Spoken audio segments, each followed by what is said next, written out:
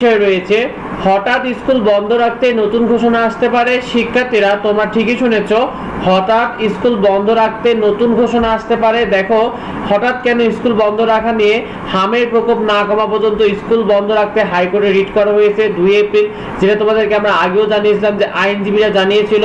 এটার শুনানি হচ্ছে 20 এপ্রিলে, যেটা বিচারপতিরা নিশ্চিত করেছে যে তোমাদের স্কুল বন্ধ রাখা নিয়ে হামের প্রকোপ বেড়ে যাওয়ায় যে রিটটা করা হয়েছে, এটা শুনানি হচ্ছে 20 এপ্রিলে।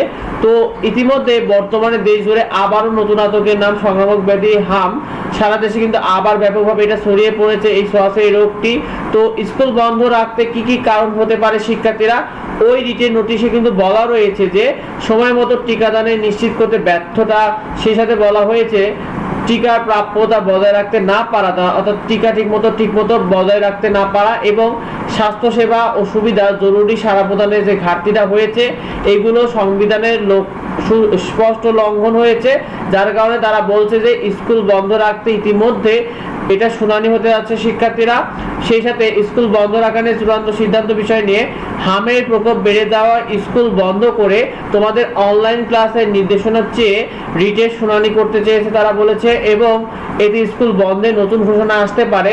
শিক্ষার্থীরা এই বিষয়টা তোমাদের অধিকাংশরাই জানে না, তাই বেশি বেশি ভিডিওটা তোমার বন্ধুদের মধ্যে শেয়ার করে দাও। আর সবার আগে আপডেটটি আসা মাত্রই আমরা তোমাদেরকে সবার আগে জানিয়ে দেবো, সেগুলো পেতে অবশ্যই আমাদের যুক্ত হও। তুমি কি মনে করো অবশ্যই কমেন্টে আমাদেরকে জানিও। দেখা হয় পরবর্তী ভিডিওতে। ধন্যবাদ সবাইকে।